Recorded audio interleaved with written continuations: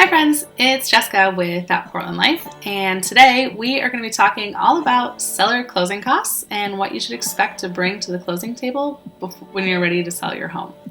One of the most common mistakes that sellers make when it comes to listing their home is failing to budget appropriately, especially when it comes to closing costs. Because of this, sellers are often blindsided by how much they owe, which ultimately is going to affect your bottom line. Here's the truth. Buyers are typically responsible for the majority of fees that are associated with a real estate transaction, but sellers in Portland should expect to pay about 7% of the total sale price in closing costs. On a typical home that's priced around $500,000 here, that equates to about $35,000 that you should be allocating towards your closing costs.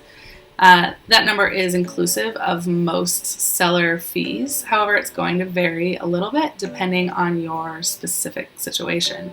If you have equity in your home, those fees will be deducted from the proceeds. However, in some cases, a seller may actually be required to bring money to the closing table in order to cover closing costs. We don't want that to happen to you, so let's go through my top 3 things to do before selling your home. Firstly, before you decide to list your property, meet with a local real estate expert. That can be me. You want to discuss the true costs of selling your home. And as a licensed realtor, I'm able to provide you with resources like a closing checklist, a seller net sheet, something that breaks down all of the fees for you. That's going to help you better understand the home selling process, your responsibilities as a seller, and what you can expect to net from the sale of your home. Secondly, work with your realtor to understand and budget for closing costs. Sellers in the Portland market are typically responsible for paying the commissions, your mortgage payoff, title search fees, transfer taxes, city recording fees, any unpaid property taxes, and then any other liens that you might still have on your property. Lastly, we want to factor for the unexpected.